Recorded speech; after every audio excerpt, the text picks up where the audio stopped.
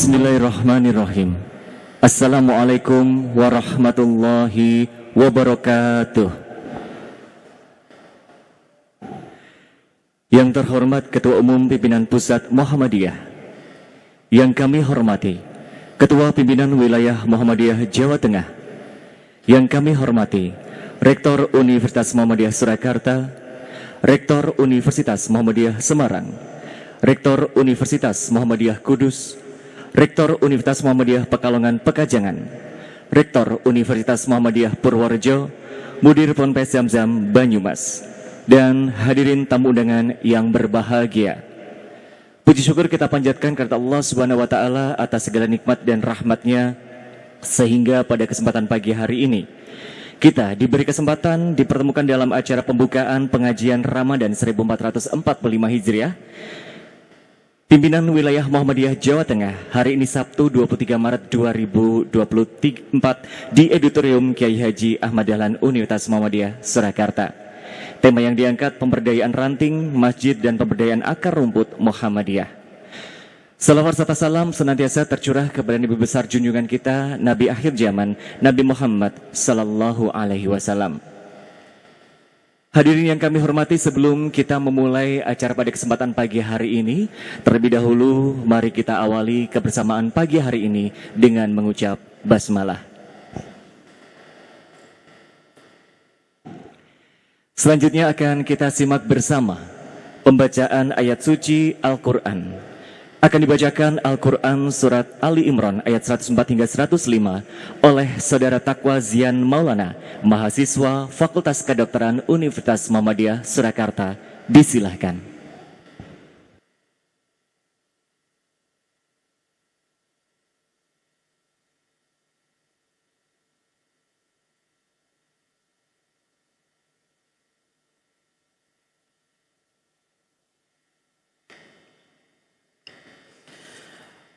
Assalamualaikum warahmatullahi wabarakatuh.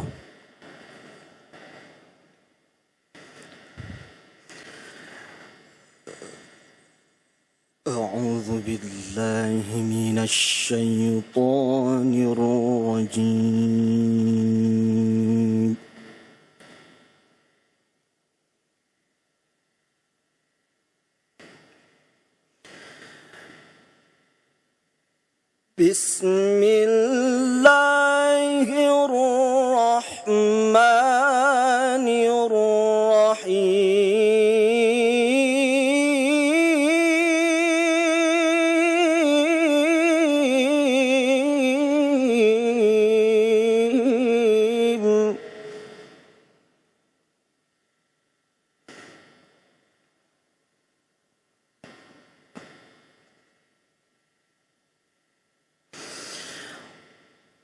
ولتكن منكم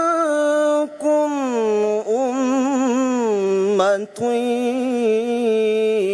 يدعون إلى الخير ويأمرون بالمعروف وينهون عن المنكر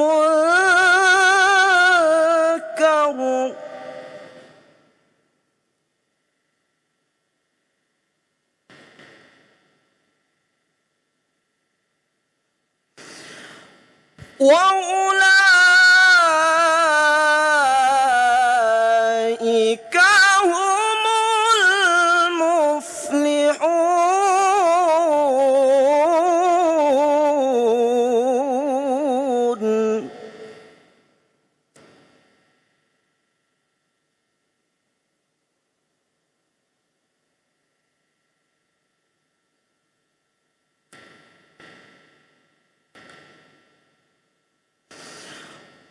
ولا تكونوا كالذين تفرقوا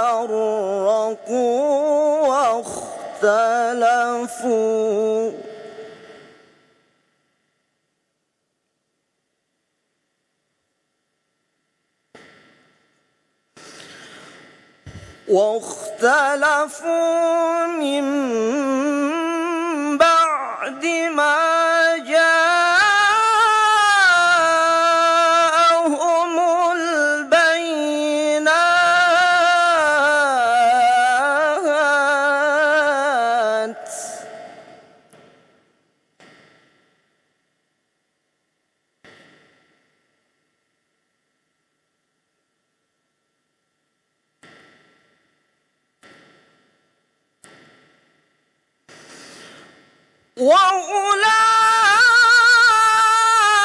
وأولئك لهم عذاب عظيم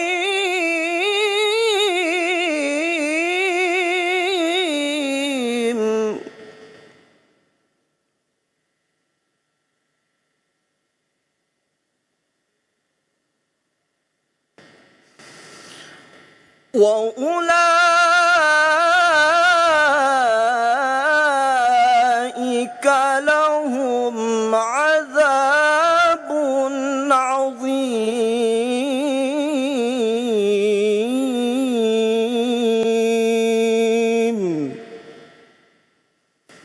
صدق الله العظيم.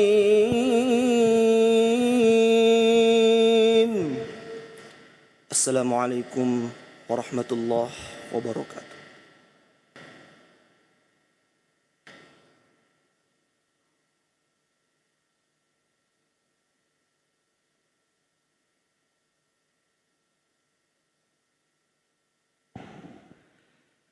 Menyanyikan lagu Indonesia Raya, Mars Sang Surya dan Mars Aisyah. Dirijen pada kesempatan pagi hari ini, Saudari Zuhro dari mahasiswi FKIP UMS. Hadirin dimohon berdiri.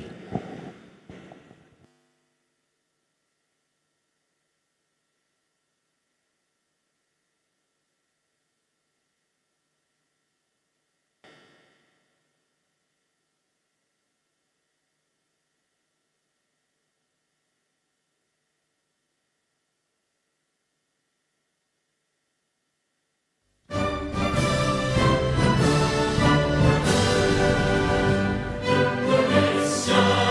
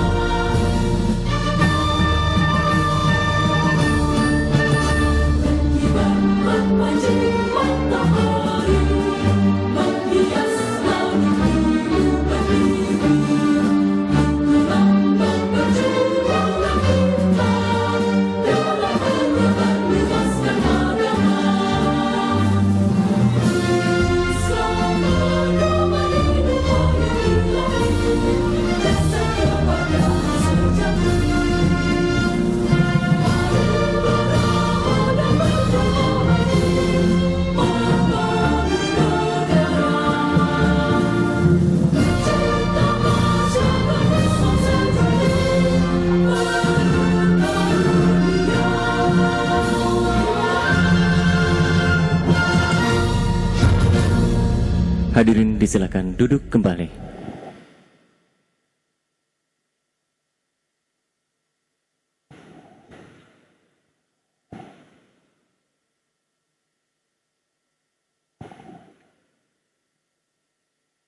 Jemaah yang berada di Semarang, Pati, Pekalongan, Banyumas, dan Solo, kita akan lanjutkan acara pada kesempatan pagi hari ini, yaitu dengan menyimak sambutan Ketua Pimpinan Wilayah Muhammadiyah Jawa Tengah yang kami hormati, Kiai Haji Dr. Tafsir. Disilakan.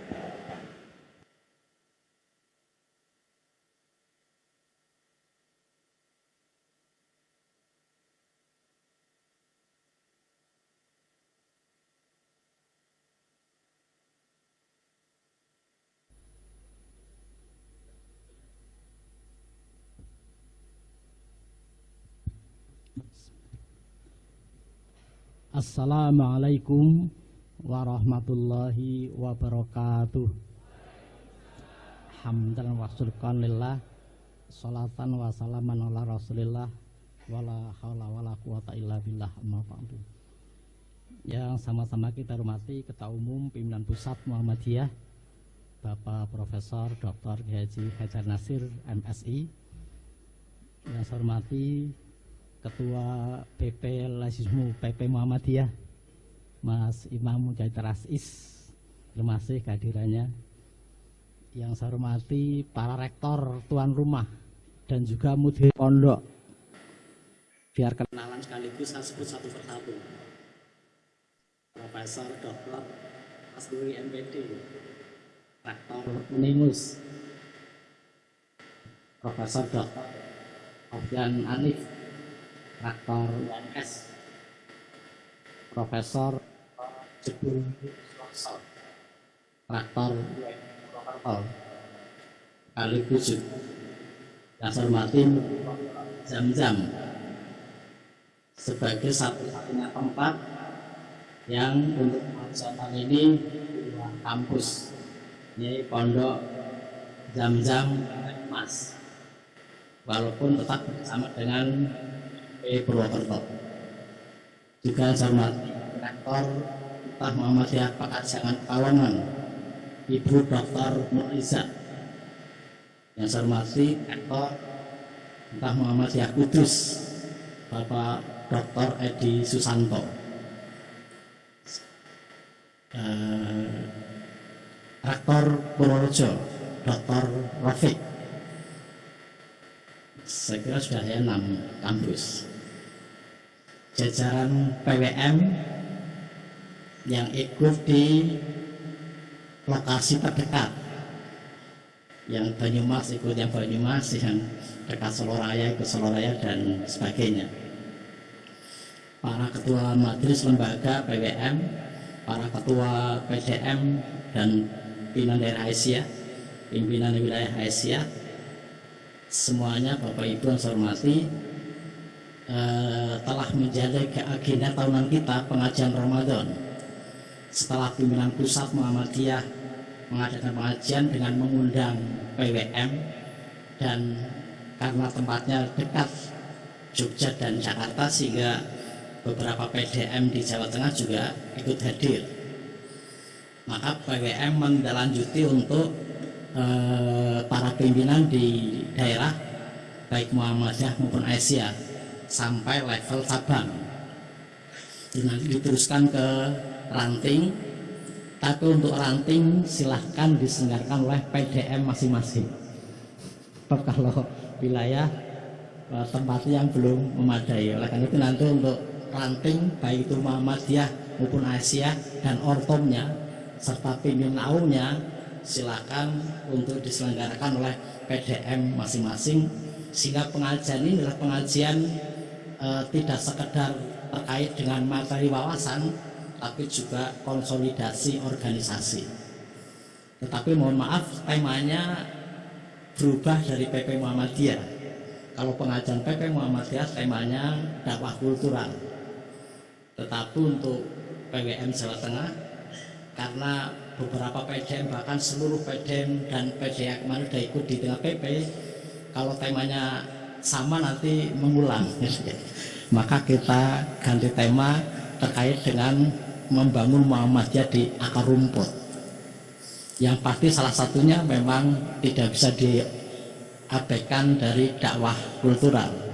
Tetapi yang kita bangun adalah masjid sebagai basis membangun basis masa akar rumput Muhammadiyah. Sehingga bagaimana Muhammadiyah ke depan sekarang tidak hanya memikirkan isi kepala tapi jumlah kepala. Bapak Ibu kemarin calonnya menang atau kalah ya?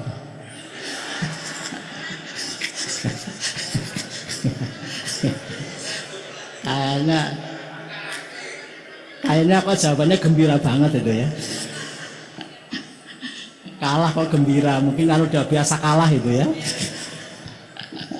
Jadi kalah sekalipun tetap gembira. Ya, karena sudah terbiasa kali itu. Karena kita tahu bahwa memilih kekuasaan itu kan tidak cukup hanya isi kepala, tapi juga jumlah kepala. Apalah artinya kita punya calon yang cerdas, akhlakul karimah, akidah kuat, tapi tidak punya jumlah kepala, tetap aja kalah. Ini milih presiden, bukan milih peserta cerdas cermat loh ya. Kalau cerdas cermat kita pilih yang cerdas, tapi ini kan cerdas saja nggak cukup, butuh jumlah kepala. Maka Muhammadiyah sudah saatnya harus memikirkan bagaimana menambah jumlah kepala, jangan hanya menambah isi kepala.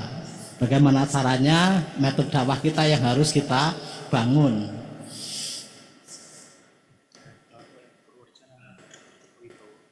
Oh iya, mohon maaf, yang Purworejo kan baru ganti ya.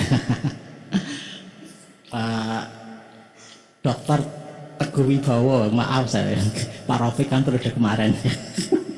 Mohon maaf untuk Rektor Purworejo, Pak Dokter Teguh Wibowo sebagai Rektor Muhammadiyah Purworejo.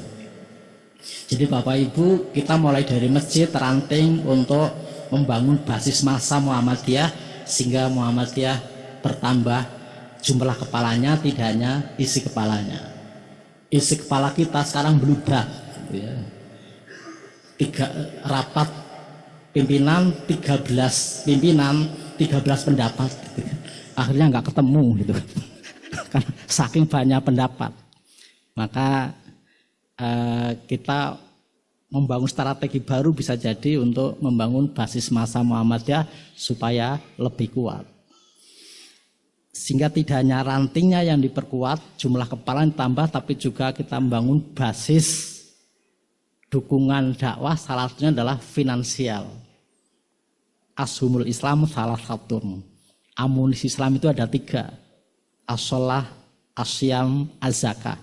Jadi sholat, puasa, dan zakat. Itu amunisi kita. Itulah maka zakat menjadi materi kajian kita. Terima kasih Pak atau Mas Rais yang sudah hadir dari PP Lazismu PP Muhammadiyah. Dan juga terima kasih apresiasi karena Lazismu Jawa Tengah adalah Lazismu terbaik nasional. Kita agak prihatin karena penggalangan zakat se-Indonesia itu baru kisaran 420 miliar. Atau 400 berapa Mas Rais? Ya pokoknya 400 miliar. Dari 400 miliar itu 220-nya itu Jawa Tengah. Jadi kita nggak bisa bayangkan lalu provinsi lain berapa gitu ya. Itu. Makanya kita galang terus. Kalau bisa bagaimana minimal se-Indonesia itu mencapai 1 triliun gitu ya, 1 triliun. Lah kalau 1 triliun 500 miliarnya di Jawa Tengah gitu. Ya. Dan juga di forum ini saya sampaikan apresiasi kepada Dikdasmen dan seluruh jajarannya, guru dan semuanya yang baru aja keluar sebagai juara umum Olimpiade Ahmad Dahlan. Kalau nggak salah ini juara 7 kali berturut-turut. Sejak pertama sampai yang ke-7. Belum pernah tergeser ke provinsi lain untuk Olimpiade Ahmad Dahlan. olimpiade resminya Muhammadiyah se-Indonesia itulah Olimpik Cup.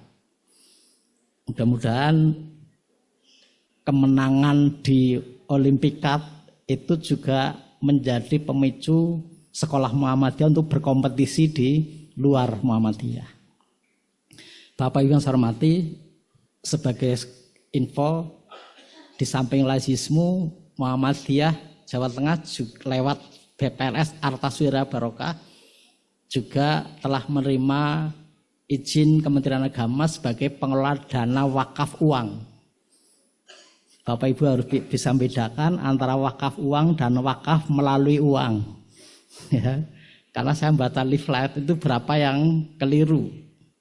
Tidak bisa membedakan antara wakaf uang dengan wakaf melalui uang. Itu beda banget Bapak Ibu. Adalah leaflet judulnya wakaf uang, tapi isinya untuk membangun pondok. Nah, itu namanya bukan wakaf uang Bapak Ibu. Itu wakaf melalui uang. Kalau wakaf uang ya memang hanya uang, nggak boleh dialihkan ke yang lain. Sehingga wakaf uang dikumpulkan, kemudian uangnya nggak boleh berkurang, tapi hanya boleh diputar. Bagi hasilnya itu yang dimanfaatkan. Tapi kumpulan wakafnya nggak boleh diapa-apain. Misalnya terkumpul 1 miliar wakaf uangnya sudah, 1 miliarnya tidak boleh dikurangi, hanya boleh diputar. Bagi hasilnya itu yang boleh dipakai, itu wakaf uang. Jika tetap dalam bentuk uang, nggak boleh dibendakan. Tapi kalau wakaf melalui uang, Bapak Ibu setor uang, tapi untuk beli semen. Nah, gitu ya. Bapak Ibu setor uang, tapi untuk beli keramik jadi bangunan. Itu namanya wakaf melalui uang. Nah, mohon warga Muhammadiyah bisa membedakan antara wakaf uang dengan wakaf melalui uang. Dan ASB kita adalah satu dari 2 BPRS se-Jawa Tengah yang punya legalitas Kementerian Agama untuk mengelola wakaf uang. Maka Bapak Ibu yang uangnya nganggur gitu ya, daripada nganggur, tempatkan di ASB untuk wakaf uang. Boleh permanen, boleh temporal. Permanen aslinya saya serahkan untuk selamanya. Temporal, misalnya Bapak Ibu punya uang 1 miliar, saya tempatkan hanya 6 bulan. Selama 6 bulan deposito, bagi hasil deposito silahkan untuk wakaf. Begitu 6 bulan, 1 miliar saya tarik kembali. Nah, enteng kan?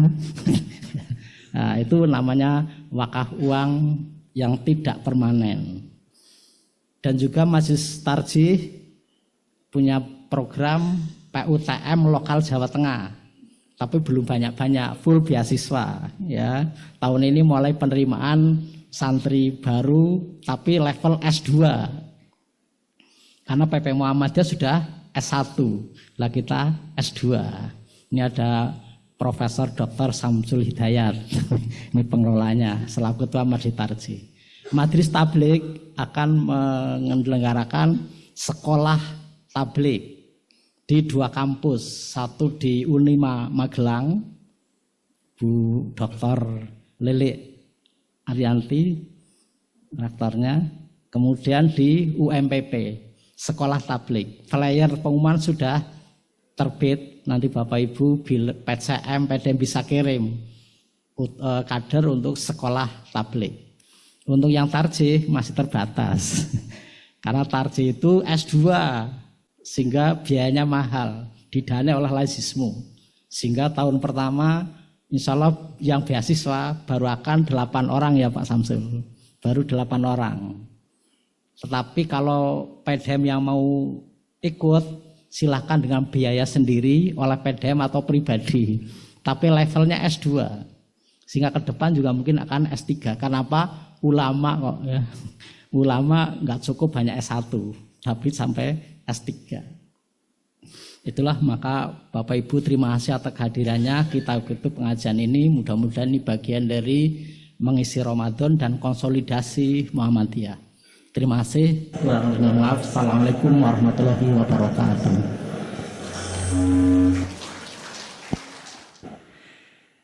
Jemaah yang dirahmati Allah yang berada di Semarang, Pati, Pekalongan, Banyumas, Kedu, dan Solo. Melanjutkan acara pada kesempatan pagi hari ini, kita akan simak bersama pidato iftitah Ketua Umum Pimpinan Pusat Muhammadiyah yang terhormat Profesor Dr. Kiai Haji Haidar Nasir MSI. Disilahkan.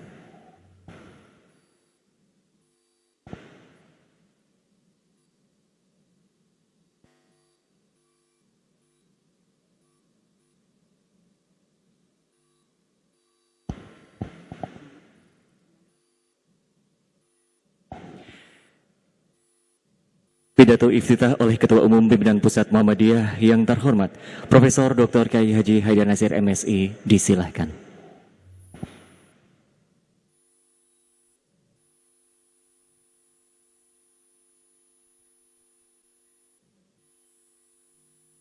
Assalamualaikum warahmatullahi wabarakatuh. Innalhamdulillah wa nusalli wa nusallimu ala Muhammadi Rasulillah wa ala alihi wa sahbihi wa mawala. Yang saya hormati Ketua Pimpinan Wilayah Muhammadiyah Jawa Tengah, Dr. Kiai Haji Tafsir, bersama seluruh anggota pimpinan wilayah Muhammadiyah maupun Aisyah, Ortom, Majelis Lembaga Tingkat Wilayah, juga pimpinan daerah Muhammadiyah Aisyah, pimpinan cabang Muhammadiyah dan Aisyah seluruh Jawa Tengah, serta pimpinan amal usaha. Alhamdulillah pada pagi hari ini kita hadir untuk pengajian Ramadan pimpinan wilayah Muhammadiyah Jawa Tengah yang diselenggarakan secara hibrid di 6 titik di Pekalongan, Banyumas, Purworejo, Semarang, Kudus. Yang Kudus kayaknya jumlah kepalanya kok yang di depan kurang ya Pak Tafsir. Mejanya masih ada yang kosong di depan itu. Apa memang sukanya yang di belakang ya? Dan Surakarta.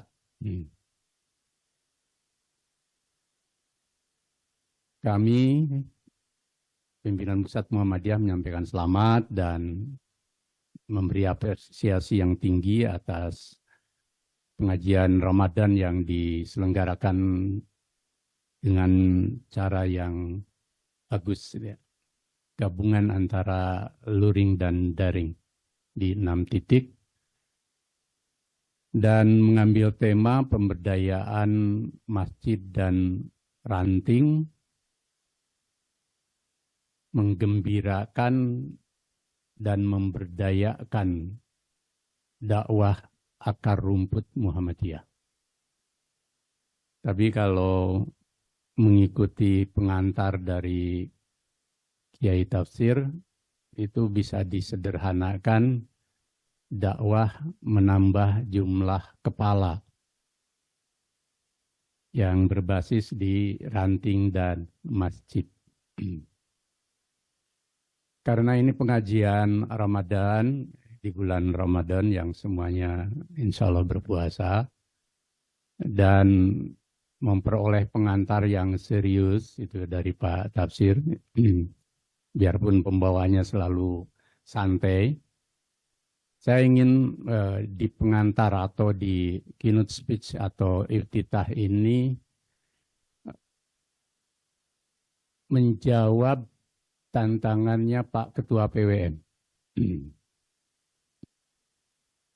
Bagaimana memberdayakan masjid dan ranting dengan dakwah yang menggembirakan dan memberdayakan Muhammadiyah di akar rumput. Syekh secara khusus dakwah menambah jumlah kepala, gitu ya. Ini lebih menarik ya, dakwah menambah jumlah kepala. Saya akan mencoba dengan pemahaman yang saya miliki untuk mengupas tentang topik ini dengan catatan bahwa karena tadi kita pengajian di bulan Ramadan, artinya ada kejujuran, ketulusan kita. Untuk apa yang saya sampaikan itu jadi bahan perenungan betul, Bapak, Ibu, dan saudara sekalian, agar pola pikirnya nyambung gitu ya. Masuk ke hati atau ke jantung pikiran terdalam kita. Entah itu yang disebut dengan qalbu atau mungkin lub ya.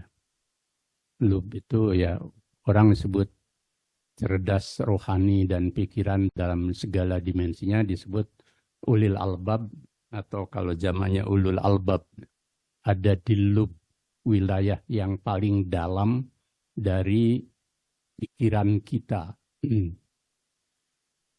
Ibarat Pak Tafsir menyampaikan bahwa ingin ke Jakarta dari Semarang, dari Surakarta, dari 6 titik itu, maka kalau ingin ada hasilnya dari pengajian ini, menambah jumlah dakwah, menambah jumlah kepala, baik dalam konteks dakwah, bahkan dalam konteks politik kebangsaan, itu harus dari hilir sampai hulunya itu kita luruskan, kita benahi.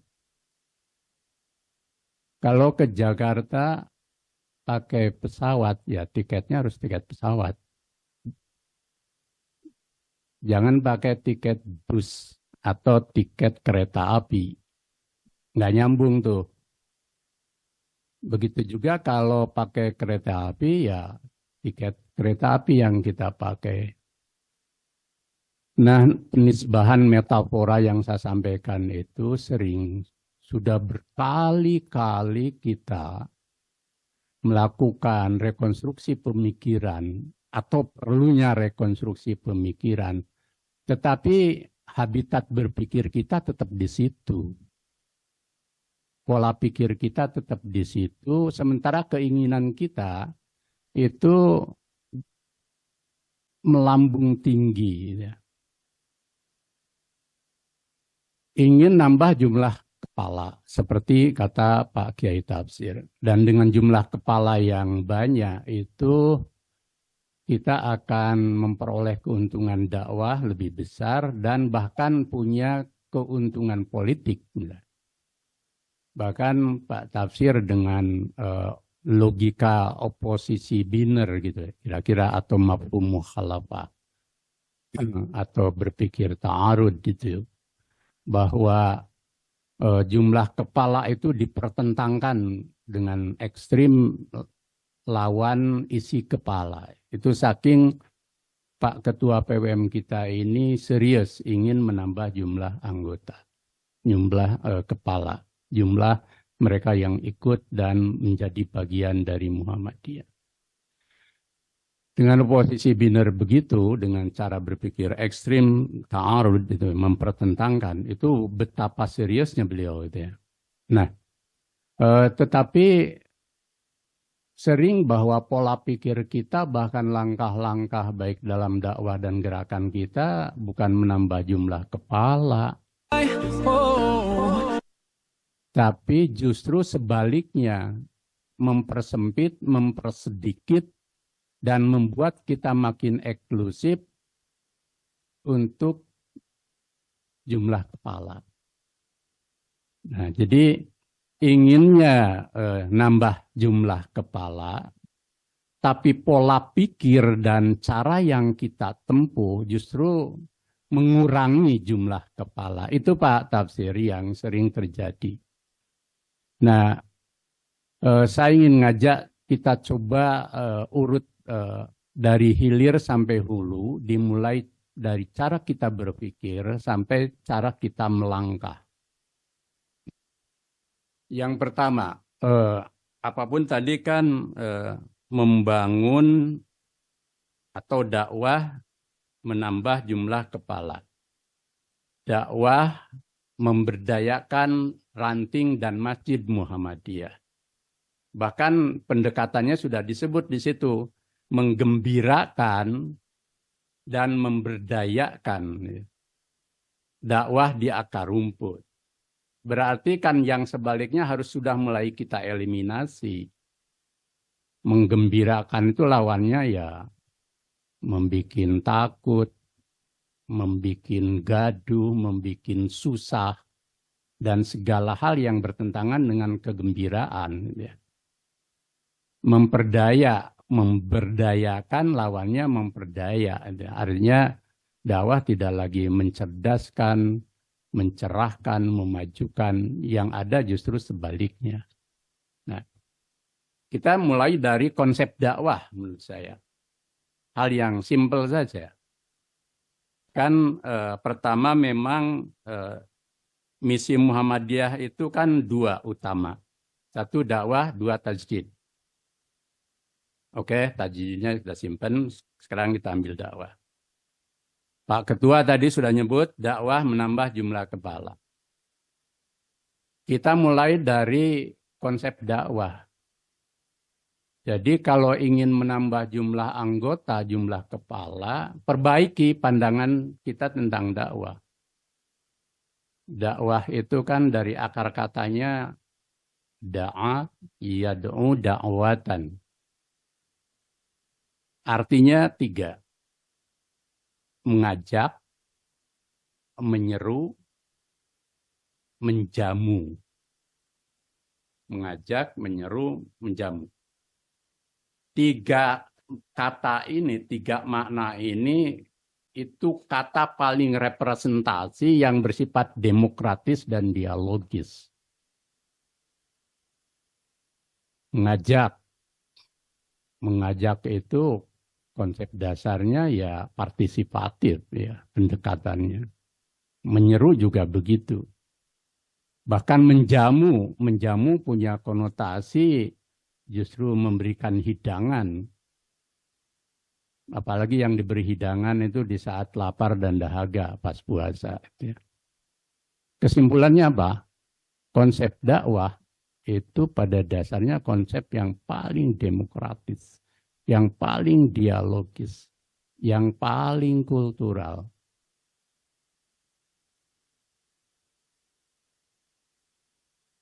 Nah, pertanyaannya apakah kita justru sering mereduksi kata dakwah itu menjadi sesuatu yang tunggal, mengajak dengan cara yang syadid, dan itu kuat di Muhammadiyah. Tidak perlu survei, tapi pakai sosiologi pengetahuan saja. Bapak Ibu yang ada di majelis tabligh terutama dan para mubalik, apakah makna dakwah yang bersifat spektrum yang luas tadi itu mengalami penyempitan di pikiran kita para mubalik dan pimpinan Muhammadiyah menjadi dakwah yang syadid? Dan kalau sudah syadid di Muhammadiyah itu sangat purified, ya. Sangat puritan. Dan kalau sudah puritan itu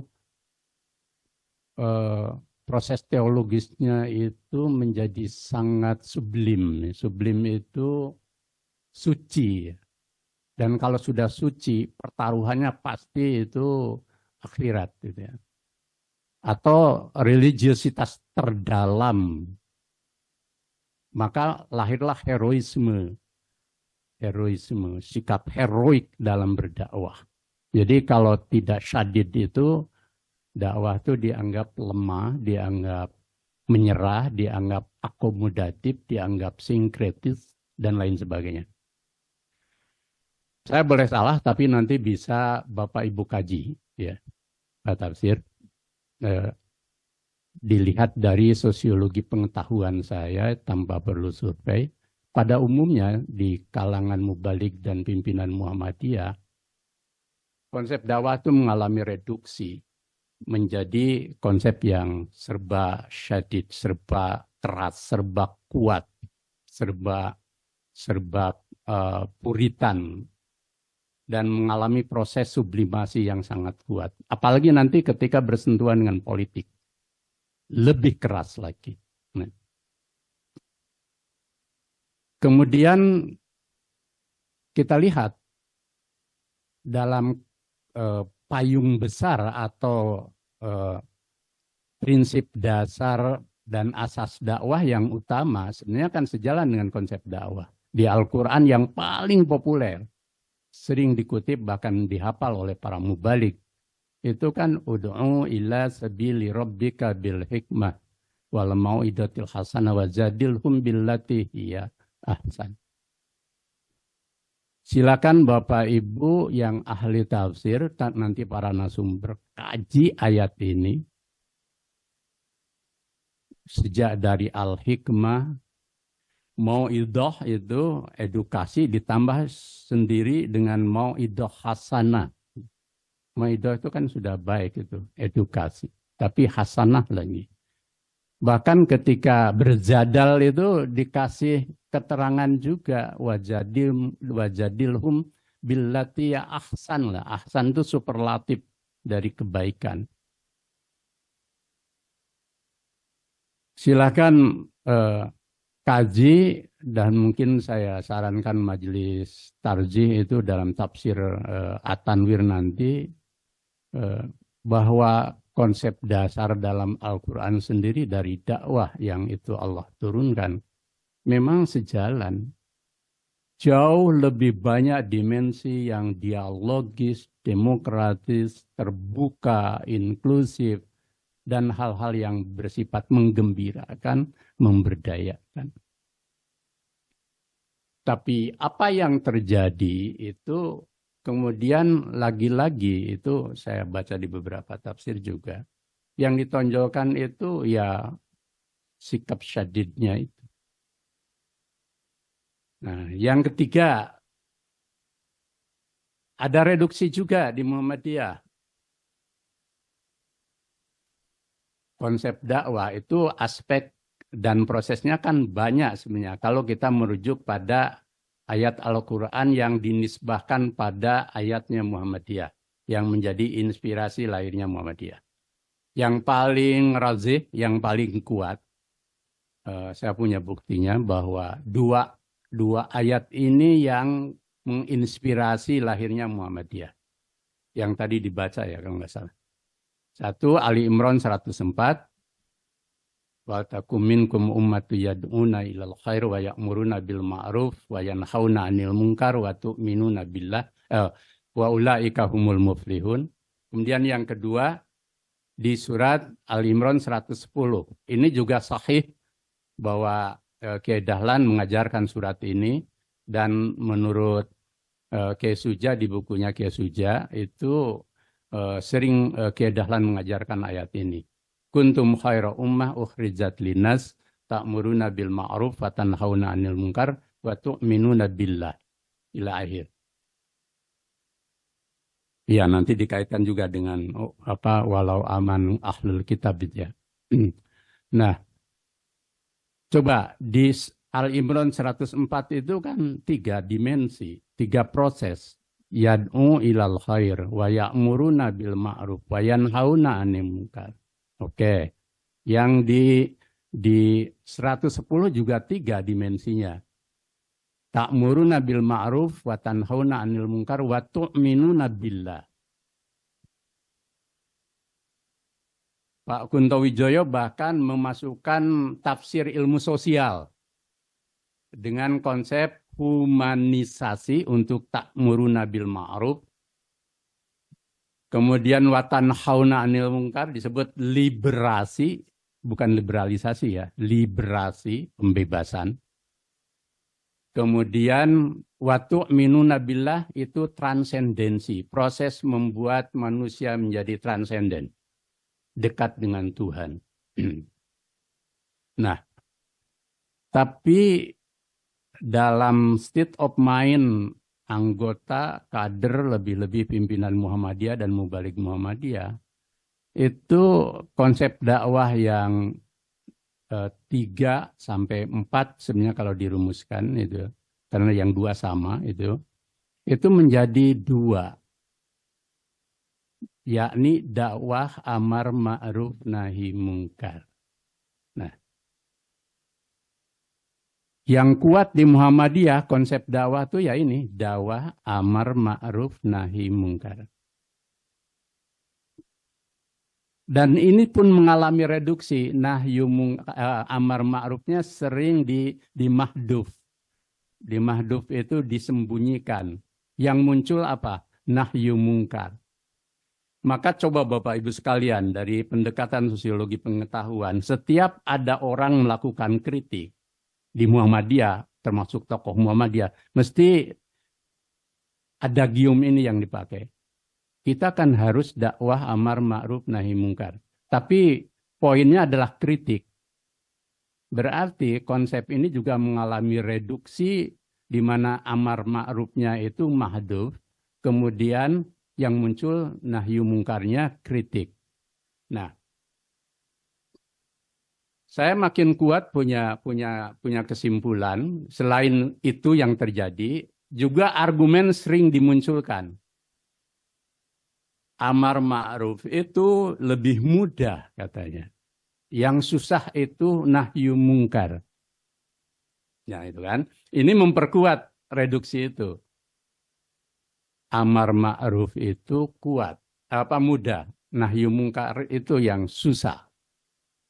Padahal dalam realitasnya amar ma'ruf dan nahyu mungkar pun kalau dua itu ya. Itu sama, ada yang susah, ada yang mudah. Ada yang sukses, ada yang tidak. Dalam realitasnya, amar ma'ruf itu juga nggak gampang. Bicaranya aja yang gampang. Termasuk amar ma'ruf dalam bentuk perbuatan, membangun misalkan. Bapak Ibu dikira membangun masjid gampang. Bangun sekolah, bangun rumah sakit sehingga kita sebesar ini. Loh banyak loh yang nahyu mungkarnya keras-keras ketika membangun nggak berhasil. Dan bisa dilacak Bapak Ibu sekalian. Mudah sekali gitu. Membangunnya tidak seperti kita.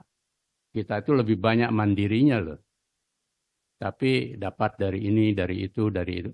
Ya baik sih, tapi itu menunjukkan bahwa ketika sikapnya nahyu mungkar, tetapi ketika membangun sebenarnya ada ketergantungan. Saya punya banyak bukti kok. Jadi, tapi intinya bahwa realitas itu selalu direduksi, gitu ya. Dan konsep itu sering juga direduksi. Nah, maka saya sampai pada kesimpulan yang sederhana saja, Pak Tafsir. Jika ingin menambah jumlah kepala, itu kita di Muhammadiyah, dari pusat sampai ranting, gitu ya, termasuk di berbagai elemen di dalamnya, ya kita tata ulang. Saya pakai bahasa tawasud lah, pakai bahasa moderat, tidak pakai dekonstruksi. Kita dudukkan pemahaman kita tentang dakwah pada konsep yang sebenarnya. Jadi ya kalau dakwah ya ada yad'u ilal khair wa ya'muruna bil ma'ruf wa yanhauna 'anil munkar. Ada juga wa tu'minuna billah. 4 dimensi ini coba nanti direkonstruksi. 4 proses dakwah ini direkonstruksi. Dan jangan direduksi. Amar ma'ruf tetap harus dan punya tempat. Jadi saya tidak mendekonstruksi, jangan salah pemikiran lah Bapak Ibu.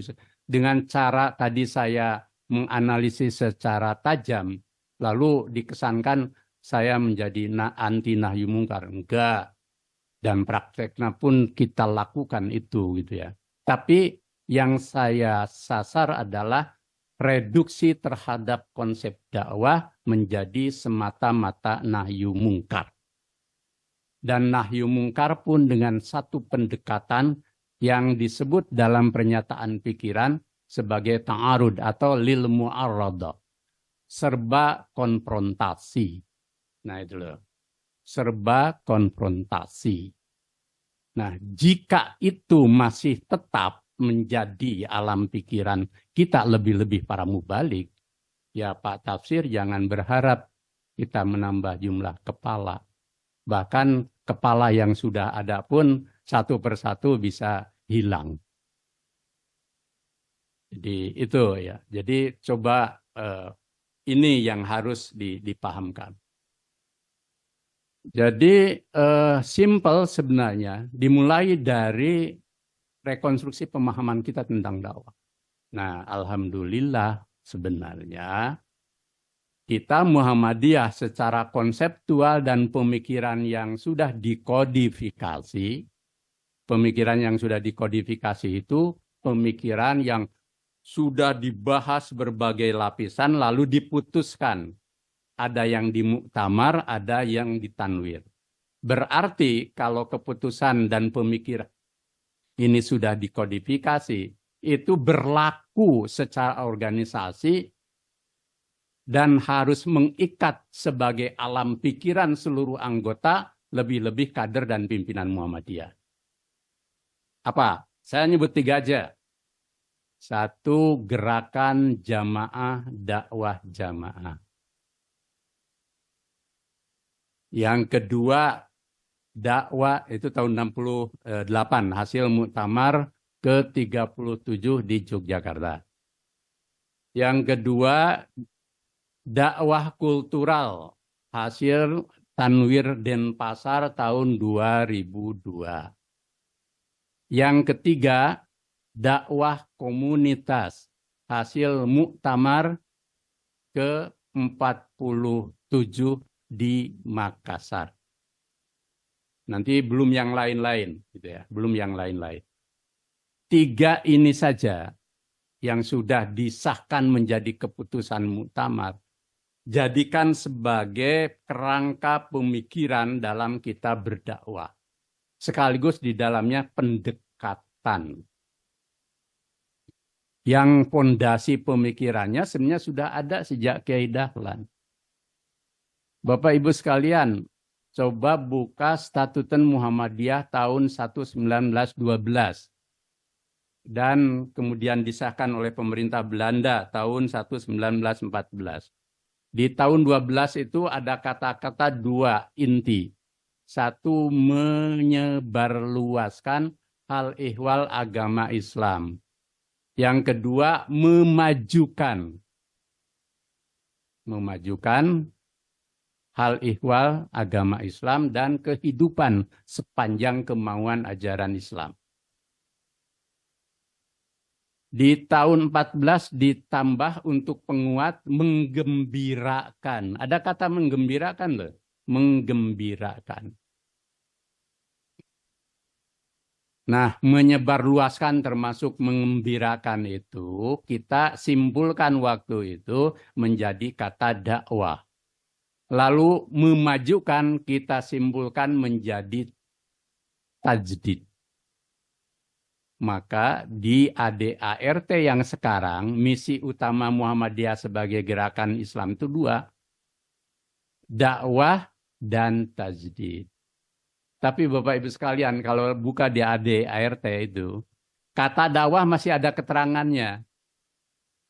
Dakwah, amar, ma'ruf, nahi mungkar. Saya tahu sejarahnya. Waktu itu saya termasuk yang tim rumus, mengusulkan itu hilang. Tapi ya dominan sekali pemikiran tidak boleh hilang. Saya waktu itu mengusulkan hilang karena apa? Pertama sudah mereduksi 4 proses dakwah menjadi 2. Nah itu. Yang kedua, tidak sealur pikiran dalam perumusan konsep.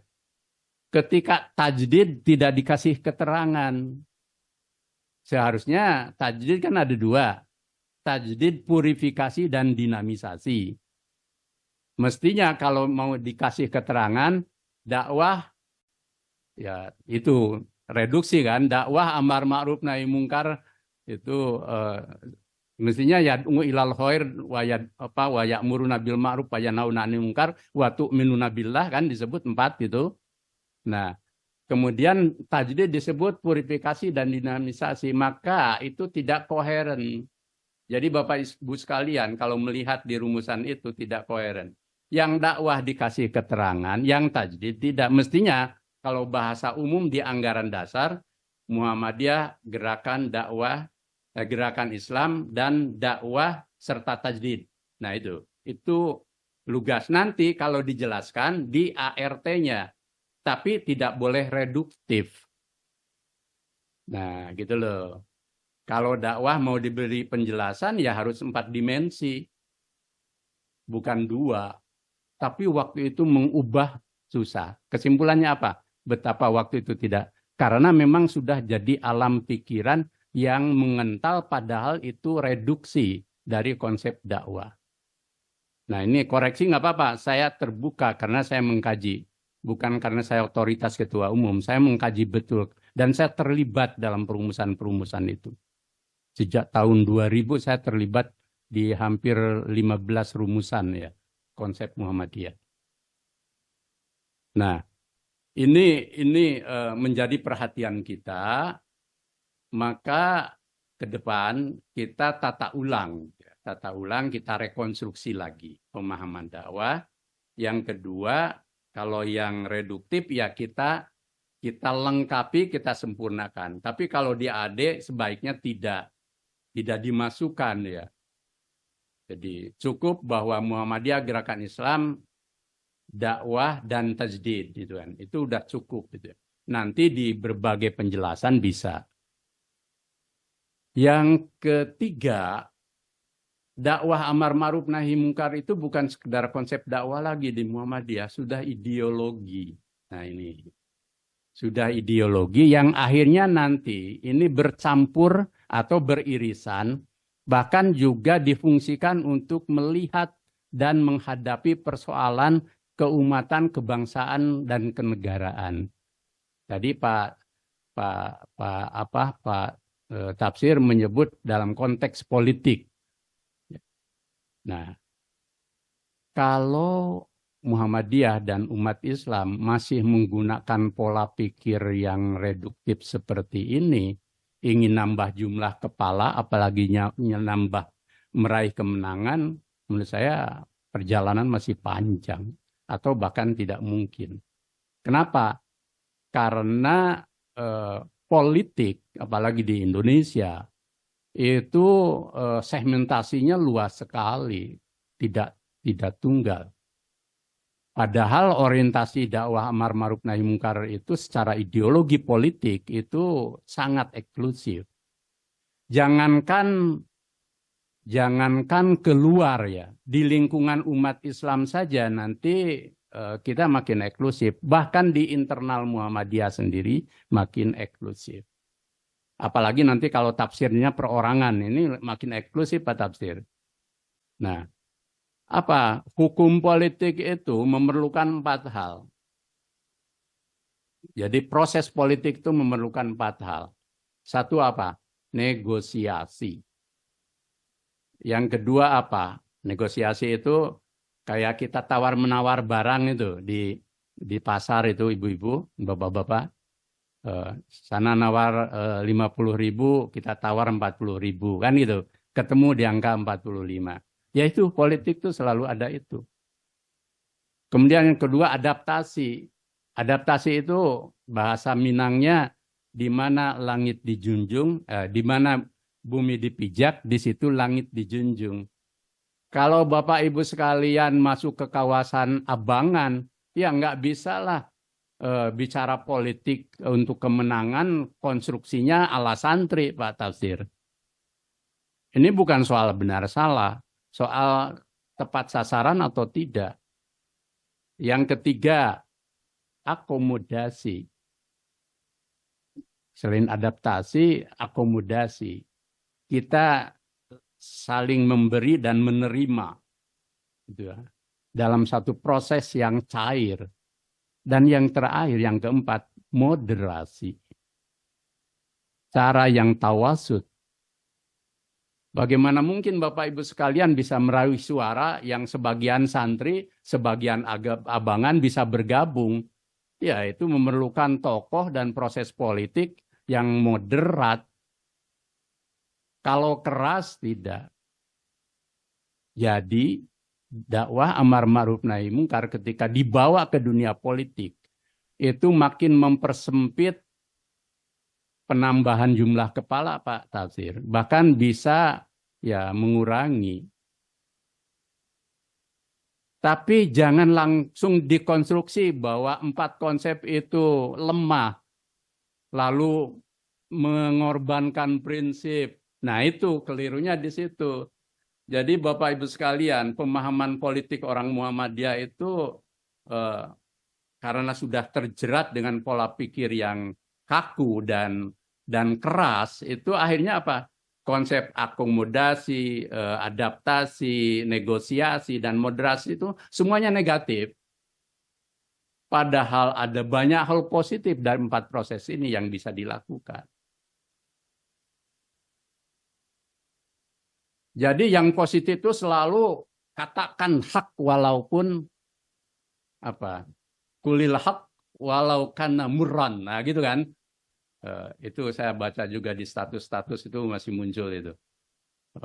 Katakan hak kalaupun pahit dan itu. Ya itu yang membuat kita tidak bisa menembus batas yang lintas di politik ya. Ya Bapak Ibu untuk menguji silahkan aja nanti perolehan suara partai-partai yang keras itu baik yang sebelah kiri maupun kanan itu kan pada umumnya nggak masuk electoral threshold. Itu bukti itu. Semuanya di bawah 0,2, gitu kan gitu. Nah, ini bukti lah, ini bukti gitu kan. Padahal tadi pikirannya orangnya hebat-hebat kan, kata Pak Tafsir. Nah, kenapa? Ya bukan hanya di Indonesia, Bapak Ibu sekalian. Di hampir banyak negara itu proses politik pada umumnya ya melibatkan 4 dimensi atau proses tadi. Negosiasi, akomodasi, adaptasi, dan moderasi. Jadi itu kecuali dalam situasi-situasi yang sangat krusial ya. Pendekatan ekstrim itu berlaku, tapi itu di zaman revolusi. Tapi dalam situasi normal tidak bisa. Nah, dalam konteks itu bermasyarakat, berbangsa, bernegara, dan ada kaitan dakwah, Muhammadiyah merumuskan kepribadian Muhammadiyah. Coba Bapak Ibu sekalian, baca ulang, mari hayati kepribadian Muhammadiyah itu. Semuanya sejalan dengan gerakan jamaah dakwah jamaah, dakwah kultural, apalagi, dan dakwah komunitas.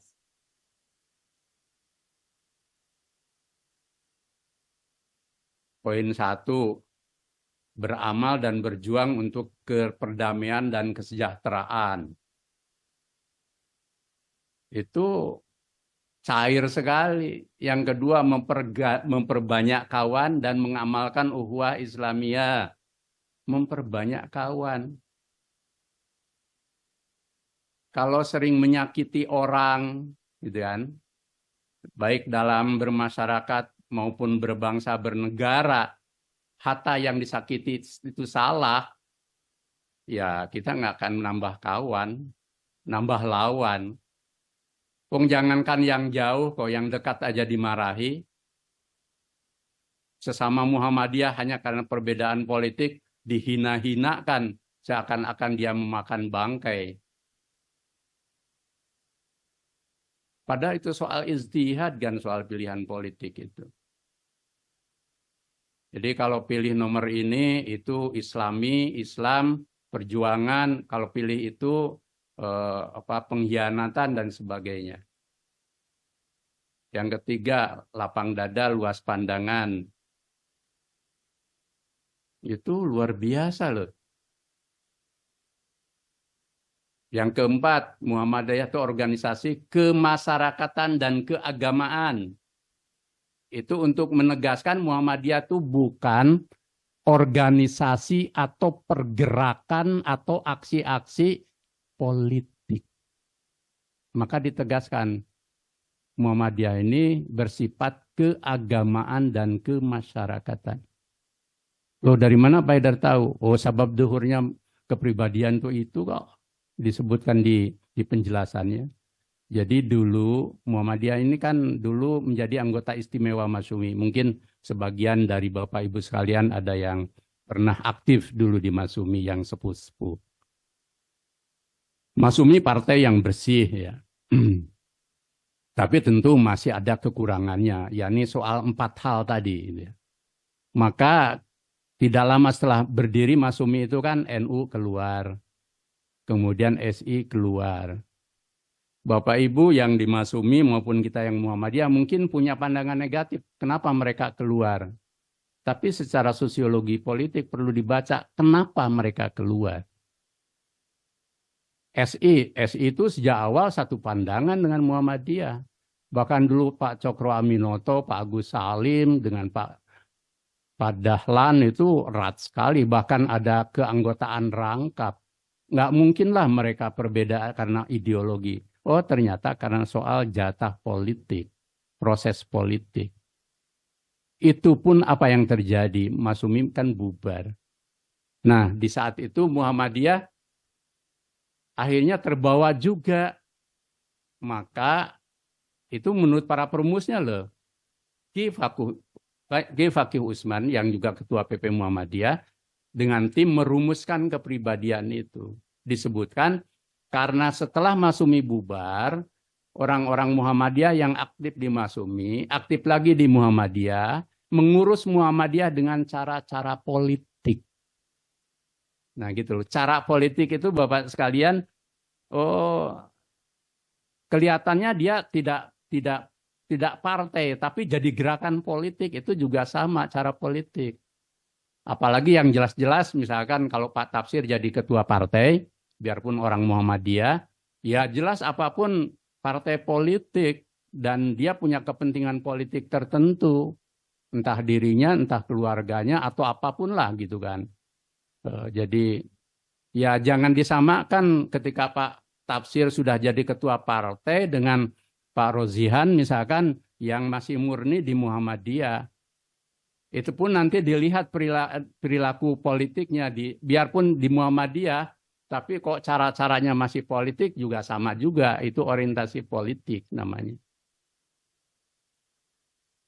Jadi jangan melihat, dia kan tokoh Muhammadiyah, ya kalau sudah di partai lain.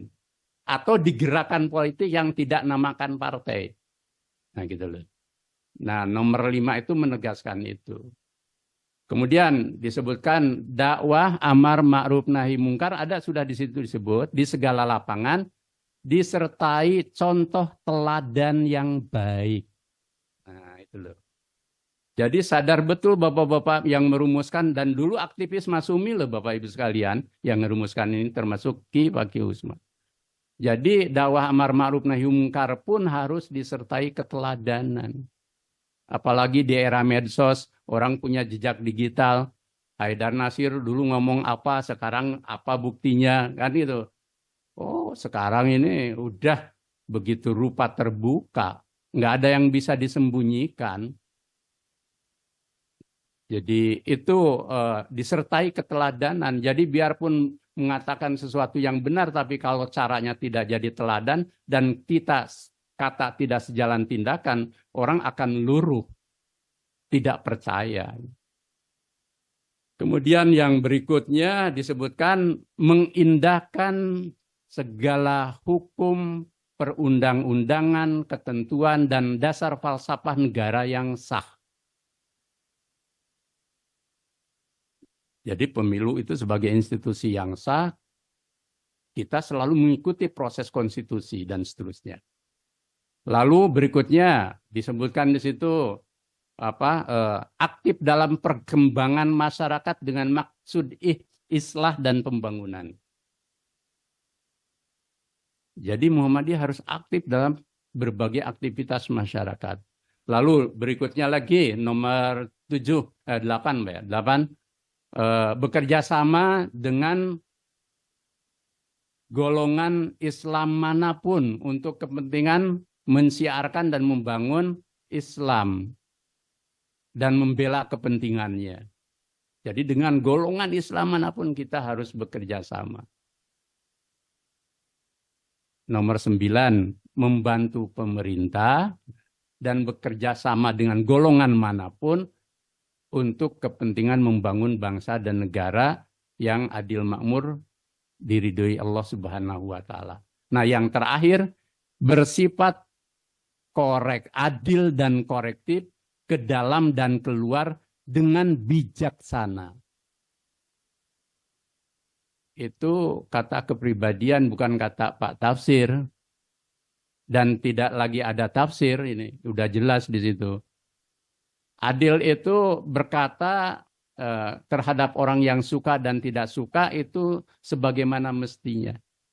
Jangan karena kita suka, yang salah pun kita benarkan. Atau sebaliknya, jangan karena benci, yang benar pun kita salahkan. Susah untuk berbuat adil itu. Kalau sudah nggak suka, ya suka terus. Nggak suka, kalau sudah suka, suka terus. Korektif ke dalam keluar dengan bijaksana. Nah, konstruksi ini menyatu menjadi ideologi kan. Jadi kesimpulannya, kalau ingin menambah jumlah kepala Pak Tafsir dan Bapak Ibu sekalian, ya kita rekonstruksi lagi. Pemahaman kita tentang dakwah, pemahaman kita tentang ideologi gerakan yang sepenuhnya secara konseptual dan pemikiran dasar sudah dalam pemikiran konsep yang mendalam, luas, dan multidimensi. Hanya kita yang kemudian mereduksinya menjadi sesuatu yang dangkal, satu aspek, dan menyempit atau tidak meluas. Yang terakhir ada realitas. Menurut survei LSI, jumlah yang merasa menjadi bagian dari Muhammadiyah itu makin menurun. Di 2005 itu 9,8% penduduk Indonesia merasa menjadi bagian dari Muhammadiyah. Jadi kalau 200 juta ya kira-kira ya 9,8% dari 200 juta. Di 2014 itu mengalami penurunan menjadi 7,8%. Dari 7,4%. Enggak. Di 2005 9,4%, di 2014 7,8%. Nah, di 2023 itu turun drastis 5,7%. Jadi 9,4%, 7,8%, dan 5,7% di 2023. Jadi kalau 5,7% kali lalu dibagi prosentasenya itu penduduk 270 juta berapalah gitu kan. Kalau ingin nolak survei itu harus dengan cara survei, tidak dengan opini. Kita kan punya PTMA, lakukan aja survei. Tapi menurut kami ini, diskusi di PP Muhammadiyah, kira-kira 2 kali lipat lah dari itu. Jadi kira-kira anggota dan merasa yang jadi bagian Muhammadiyah itu 15% lah, taruhlah. 15% itu kalau dari 271 juta udah lumayan sebenarnya. Tapi kita pakai yang angka tadi aja, 5,7%. Biar apa yang disampaikan Pak Tafsir itu menjadi perhatian kita. Berarti sedikit kan yang merasa menjadi anggota dan bagian dari Muhammadiyah. Padahal potensi sosiologisnya besar. Apa sih potensi sosiologis? 1, Muhammadiyah ini organisasi yang paling meluas di seluruh tanah air. Jaringan organisasinya. Maka ada partai yang lekat dengan Muhammadiyah, itu biasanya dapat suara lebih banyak dari kantong-kantong suara di luar Jawa. Karena harga di Jawa mahal. Jumlah jutanya sedikit, tapi kursinya banyak. Nah gitu. Yang kedua, amal-amal usaha kita kan banyak. Coba TK ABA 20 ribuan lah. Itu ibu-ibu Aisyah. TK ABA, SD, SMP, madrasah, mualimin, boarding school, berapa itu? 8 ribuan. Terus perguruan tinggi 174. Coba bayangkan Bapak Ibu sekalian. Jumlah siswa dan mahasiswa berapa itu? Lalu nanti ditambah anggota keluarga dari siswa dan mahasiswa itu. Nanti rumah sakit dan klinik total 460 atau sampai 500. Pasien yang datang di klinik dan rumah sakit Muhammadiyah berapa? Keluarganya berapa? Bahkan kalau di kampung yang sakit itu bisa satu kelurahan datang gitu. Nah, potensi ini kalau dimanfaatkan semaksimal mungkin sebenarnya bisa nambah anggota. Tapi kenapa enggak? Ada dua kemungkinan Pak Tafsir. Satu, potensi ini tidak kita garap dengan baik. Rumah sakit kita tidak bisa melayani pasien dengan anggota keluarganya sebagai sasaran dakwah. Juga misalkan perguruan tinggi ketika wisuda itu seharusnya orang-orang tua itu sudah merasa menjadi bagian dari Muhammadiyah. Tiap tahun berapa itu yang datang dan pergi. Berarti semuanya berjalan apa adanya. Ya datang dan pergi secara alamiah saja. Tidak diolah. Apalagi kalau sebaliknya ada faktor negatif. Nah, faktor kedua. Di satu pihak kita punya potensi tidak digarap. Pendekatan dakwah dan gerakan kita di akar rumput juga tadi reduktif. Menyempit, dangkal, dan eksklusif. Akibatnya apa? Ya, makin menurun jumlah kepalanya. Faktor positif tidak dimaksimalkan, faktor negatif bekerja terus.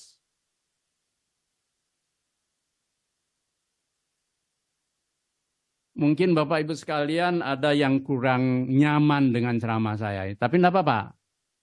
Saya sebagai ketua umum bertanggung jawab dengan apa yang sampaikan. Ya, kalau saya orang luar, Bapak Ibu boleh meragukan. Saya orang dalam, dan saya tidak pernah aktif di luar ini, kan? IPM, pemuda, artinya sangat eksklusif, gitu kan. Kemudian yang ketiga Bapak Ibu sekalian, nah coba hitung-hitung di ranting di masjid, apakah juga langkah-langkah kita itu makin eksklusif ya? Contoh, bulan Ramadan Bapak Ibu sekalian, di beberapa tempat pimpinan Muhammadiyah itu di ranting ya, nggak tahu di Jawa Tengah, ada yang nggak taraweh bareng jamaah di ba'da Isya.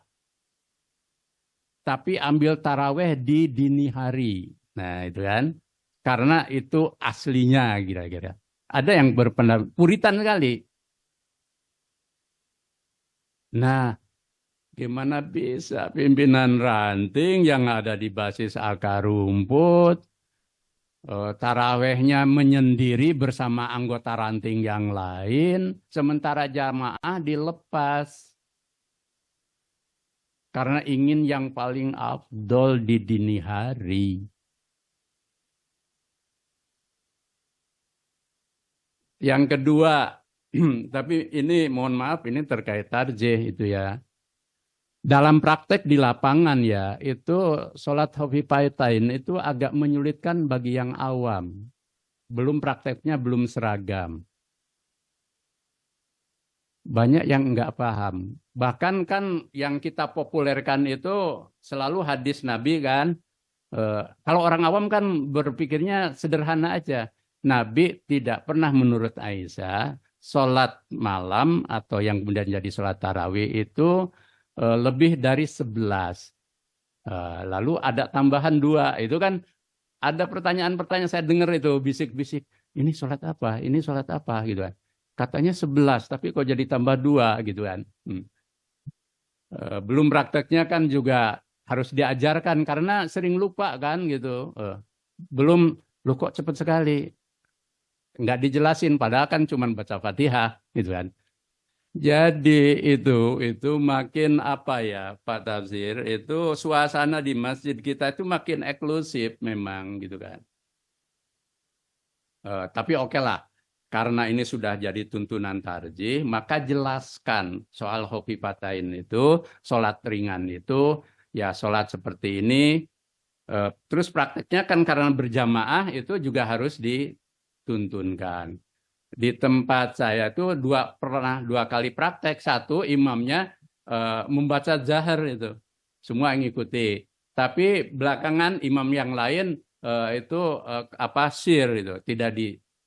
Jadi memang macam-macam itu ya. Jadi artinya bahwa hal-hal yang simpel jadi makin rumit kan di praktek. Tapi oke lah, kalau mau ini jelaskan dengan cara awam gitu loh. Dengan cara awam, jangan seakan-akan semua jamaah itu tahu. Padahal Masjid Muhammadiyah sekarang mulai heterogen.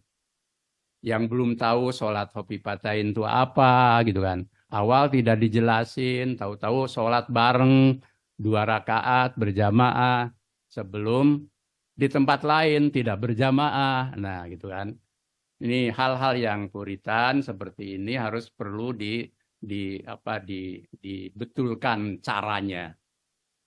Nah, yang terakhir tentu soal TBC dalam membaca realitas budaya.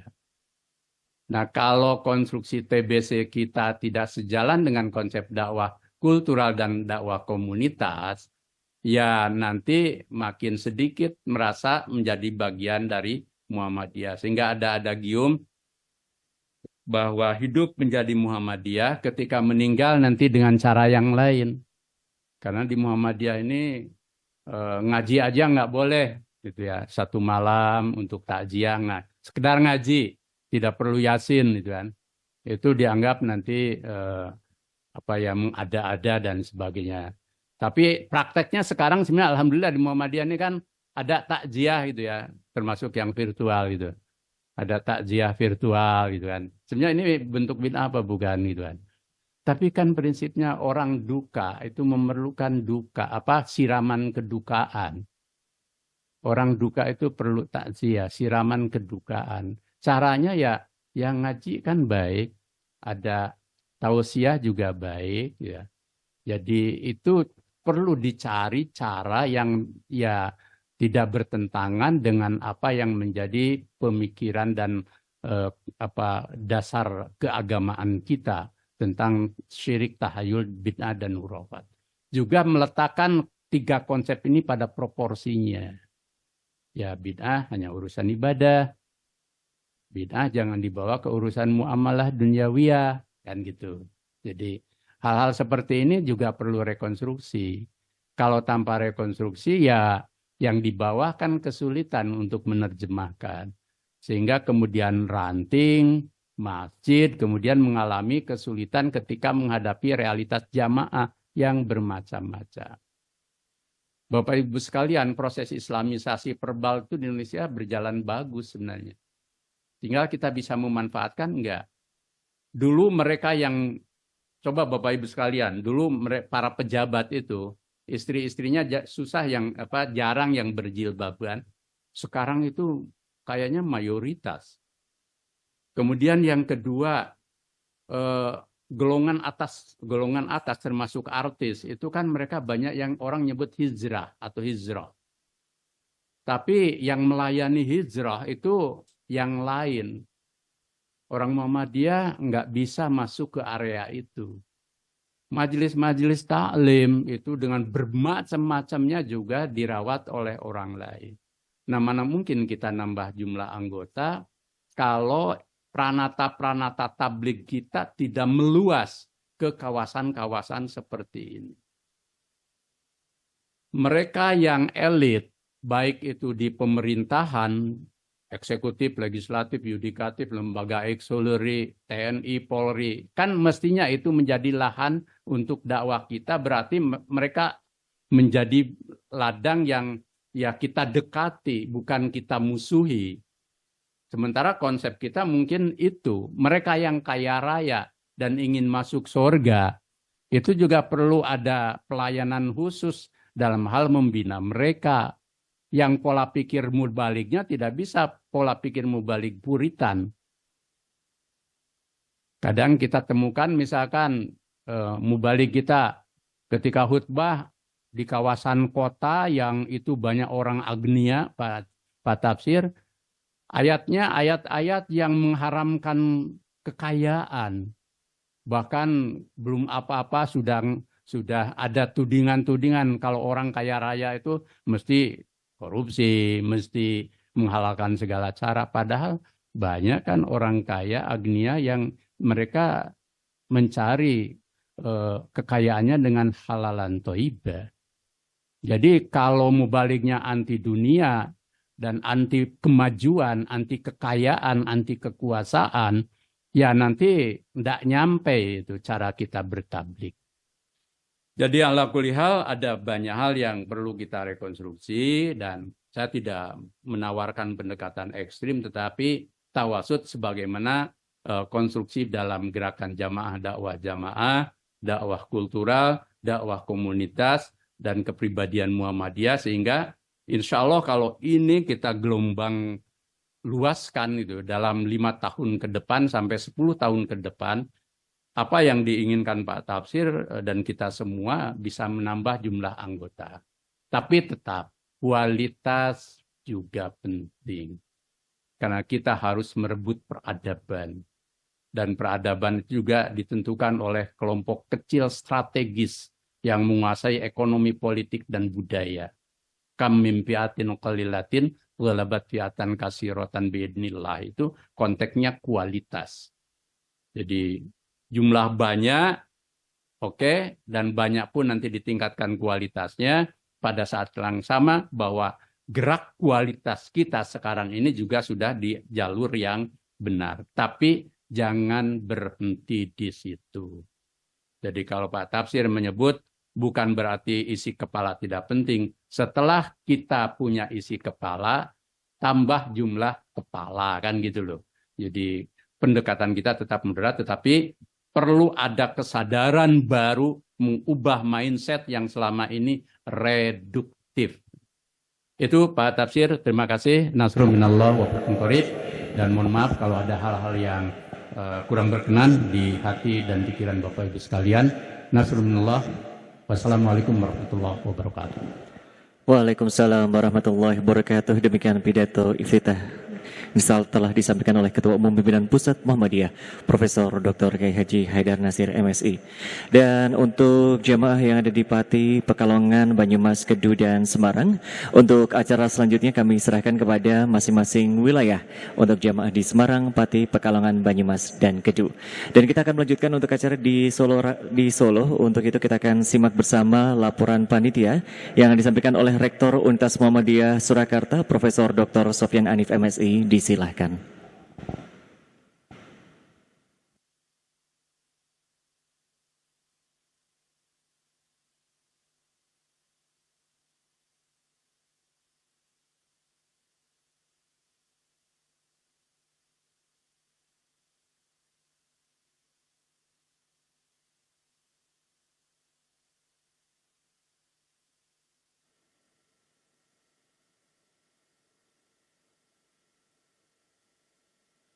Bismillahirrahmanirrahim.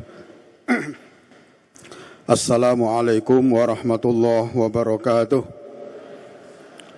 Innal hamdalillah wassalatu wassalamu ala Rasulillah wa ala alihi wa sahbihi wa mawala. Asyhadu an la ilaha illallah wahdahu la syarikalah wa asyhadu anna Muhammadan abduhu wa rasuluh la nabiyya ba'dahu ma ba'd. Yang saya hormati Ketua Pimpinan Wilayah Muhammadiyah Jawa Tengah dan Pimpinan Wilayah Asia, beserta semua jajaran,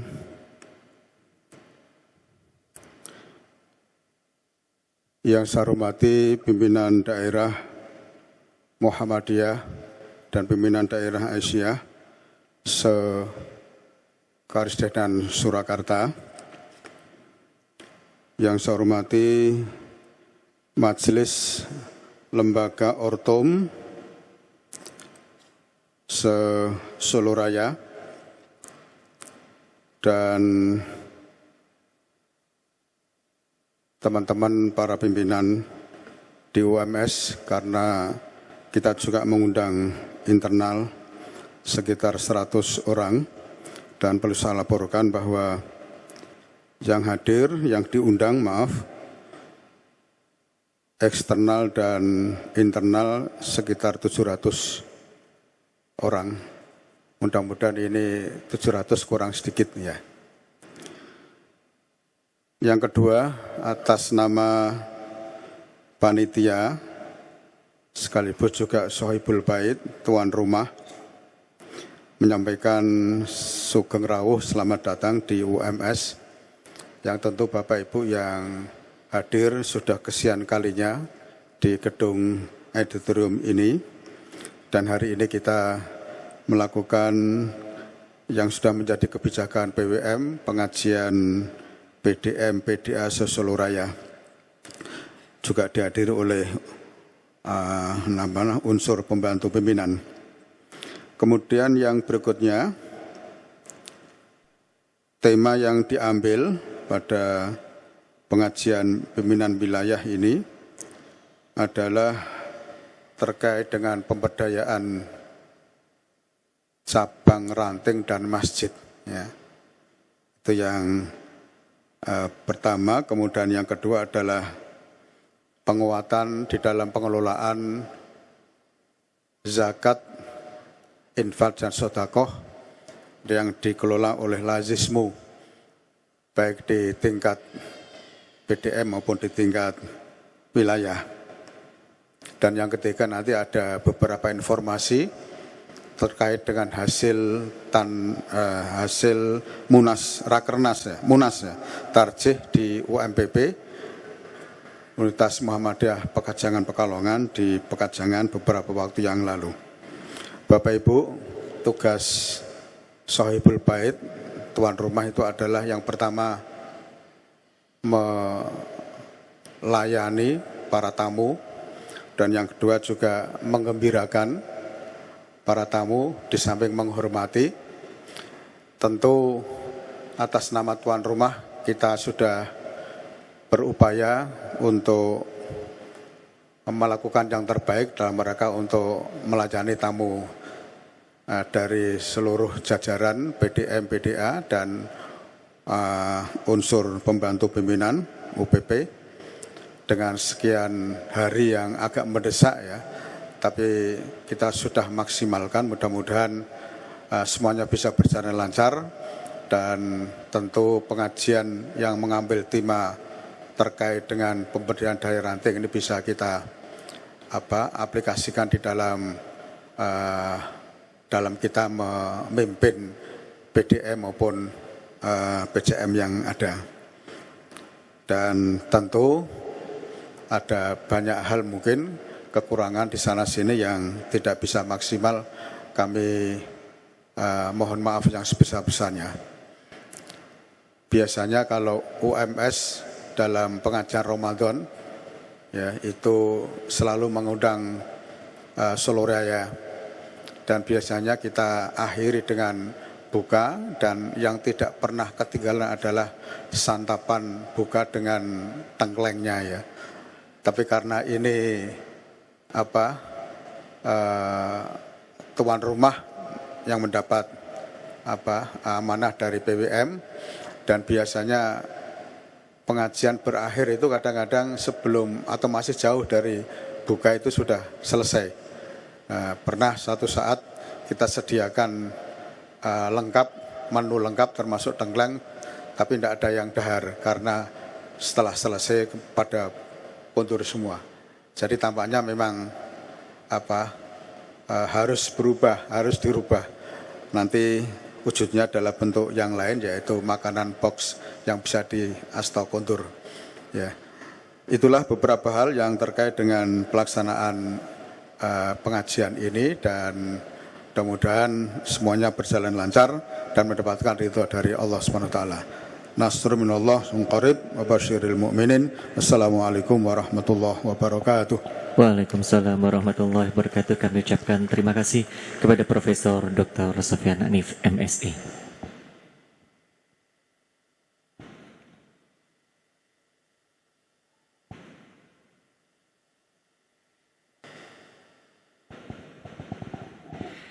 Selanjutnya akan kita simak sambutan Koordinator Wilayah Solo yang terhormat Profesor Dr. Haji Muhammad Abdul Fattah Santoso, Magister Agama.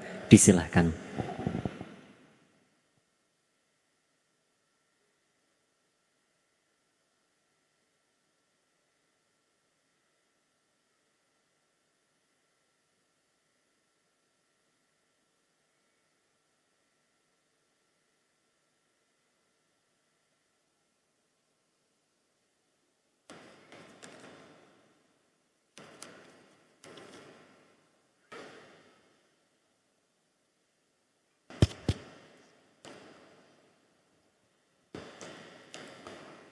Assalamualaikum warahmatullahi wabarakatuh. Alhamdulillah alladzi kataba alaina as-siyam fi syahri Ramadan unzila fihil Qur'an hudan lin-nasi wa bayyinatin minal huda wal furqan. Allahumma salli wa sallim wa barik ala nabiyyina Muhammad wa ala alihi wa ashabihi ajma'in. Bapak-bapak dan ibu dari pimpinan wilayah Muhammadiyah Jawa Tengah yang saya hormati, demikian juga dari jajaran PWA Jawa Tengah yang saya hormati, Bapak Rektor Universitas Muhammadiyah Surakarta, Profesor Dr. Sofyan Hanif, MSI, selaku Ketua Panitia Penerima Pengajian Ramadan Muhammadiyah Jawa Tengah yang saya hormati, Bapak-bapak, ibu-ibu dari PDM, PDA sewilayah Solo Raya yang saya hormati, begitu juga bapak-bapak, ibu-ibu dari PCM, PCA se-Solo Raya. Alhamdulillah, mari kita panjatkan kehadirat Allah Subhanahu wa Ta'ala yang sampai hari yang ke-13 ini memberikan begitu banyak nikmat kepada kita, sehingga memungkinkan kita pada hari ini untuk bisa hadir di auditorium untuk bersama-sama menyukseskan kegiatan pengajian Ramadan Muhammadiyah Jawa Tengah. Sudah disampaikan banyak hal terkait tentang tema, topik dari para pembicara terdahulu. Maka dalam kesempatan yang baik ini, perkenankan pertama mewakili pimpinan Muhammadiyah Muhammadiyah Jawa Tengah menyampaikan banyak terima kasih kepada Universitas Muhammadiyah Surakarta yang tidak bosan untuk menerima tugas dari pimpinan wilayah Muhammadiyah sebagai Sohibul Bait di dalam melaksanakan pengajian Ramadan yang sudah berjalan beberapa tahun. Mudah-mudahan ini menjadi amal soleh Universitas Muhammadiyah Surakarta. Allah akan membalas kebaikan ini dalam berbagai bentuk yang mungkin tidak kita duga. Tapi kami, Muhammadiyah Jawa Tengah, dan khususnya warga Muhammadiyah Aisyah beserta pimpinannya di wilayah Soloraya berharap dan berdoa seperti itu.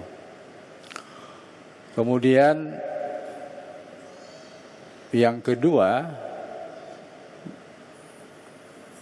pengajian Ramadan ini berfungsi, tadi sudah disebutkan, konsolidasi. Dan yang kedua, tidak kalah pentingnya, karena namanya juga pengajian, maka ada fungsi edukasi. Dan di dalam 3 materi yang akan nanti didiskusikan, disampaikan oleh para narasumber, ada yang mengandung edukasi dan ada yang mengandung konsolidasi. Yang mengandung edukasi, misalnya pada sesi yang pertama nanti adalah sosialisasi hasil Munas Tarjih 1 abad. Tak dirasa perjalanan, ternyata Majelis Tarjih dan Tajdid pada tahun 1445 Hijriah ini berusia 1 abad. Dan berdasarkan hitungan Masehi, maka 1 abadnya nanti pada tahun 2027. Ada perbedaan 3 tahun.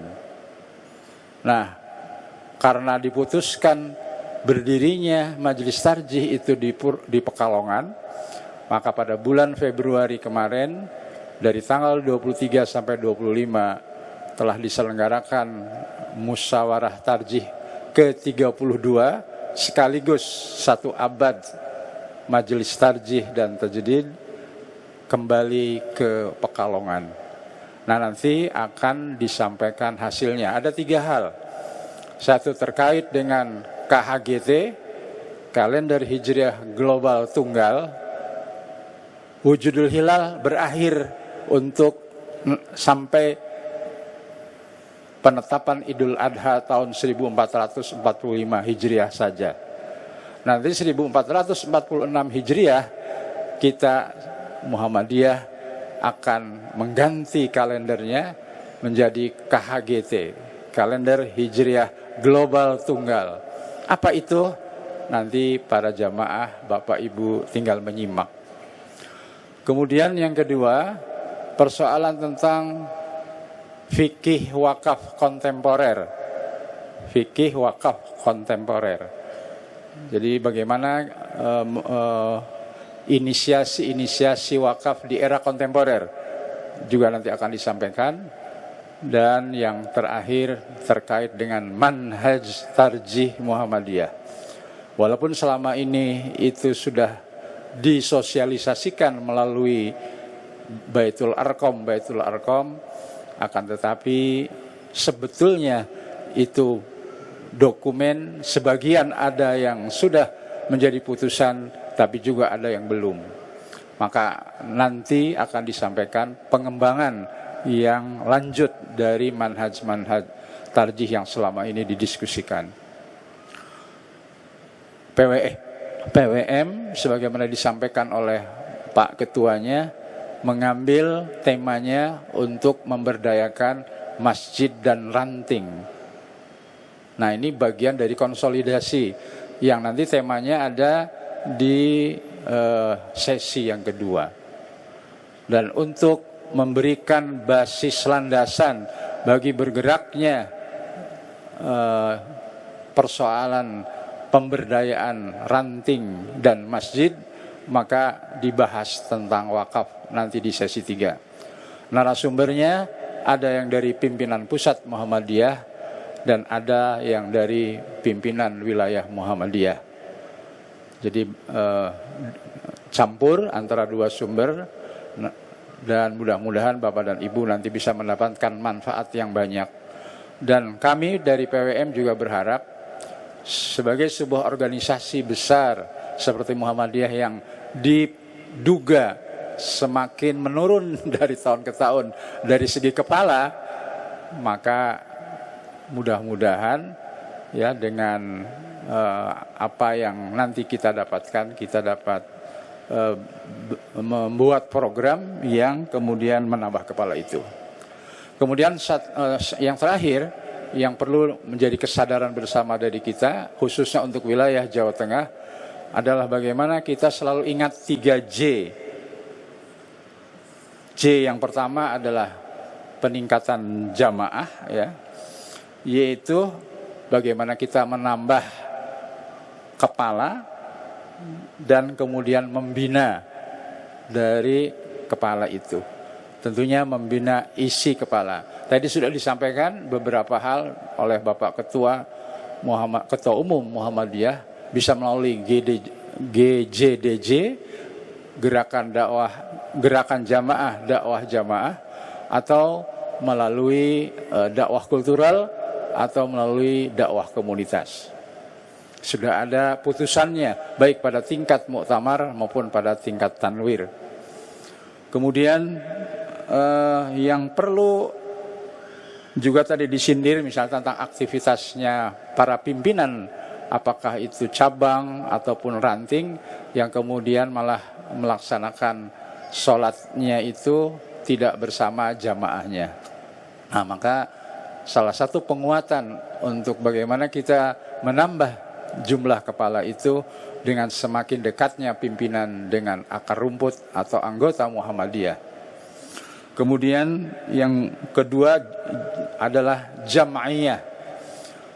Dan inilah periode Muhammadiyah yang sangat serius, ya, menggarap persyarikatan dalam sebuah manajemen baru, di mana Muhammadiyah melalui UPP-nya dan melalui PWM yang siap untuk melaksanakan penyusunan KPI, Key Performance Index, dan menyusun RAPB, Rencana Anggaran Pengeluaran Pendapatan dan Belanja, yang itu harus dibuat setiap tahun.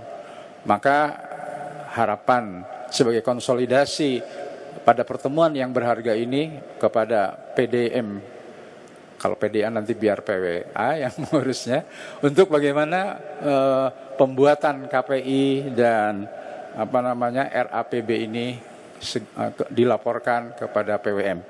Dan yang terakhir tentang jariyah, J yang ketiga adalah jariyah, bagaimana amal usaha yang sudah kita miliki bersama ini betul-betul mengalirkan mengalirkan pahala, ya, mengalirkan manfaat. Pahala datang dari Allah Subhanahu wa taala, manfaat memberikan kepada sesama manusia dan seluruh isi alam. Nah, terkait dengan ini, bagaimana ada sinergi antara amal usaha dengan UPP, baik majelis ataupun lembaga, dan juga ortom yang ada di Muhammadiyah. Itulah titipan dari pimpinan wilayah Muhammadiyah dalam konteks pertemuan pada hari ini yang punya fungsi juga untuk konsolidasi. Dan yang terakhir, mudah-mudahan pertemuan kita siang hari ini itu kemudian menjadi juga sarana untuk menguatkan kohesi dan solidaritas sosial kita.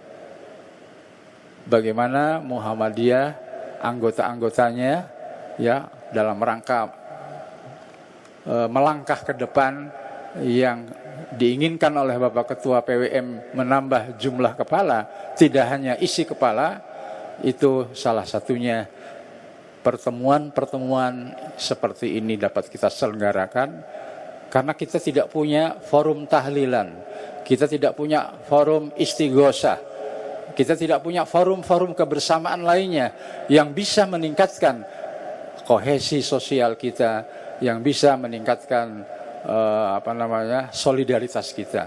Hanya dengan pertemuan yang semacam ini kita bisa menguatkan kohesi sosial yang kita miliki, sekaligus solidaritas sosial yang kita miliki. Demikian yang bisa saya sampaikan. Sekali lagi terima kasih. Saya belum lupa menyampaikan terima kasih kepada Bapak dan Ibu yang bisa hadir rawuh di pengajian atas undangan dari pimpinan wilayah Muhammadiyah ini. Mudah-mudahan Bapak Ibu juga dicatat aktivitasnya hari ini sebagai amal soleh dan penambah wawasan bagi kita semuanya untuk menggerakkan Muhammadiyah lebih baik ke depan. Demikian, kalau ada hal-hal yang kurang berkenan saya mohon maaf. Billahi taufiq wal hidayah. Assalamualaikum warahmatullahi wabarakatuh. Waalaikumsalam warahmatullahi wabarakatuh. Terima kasih kepada Profesor Dr. Haji Muhammad Abdul Fattah Santoso, Magister Agama.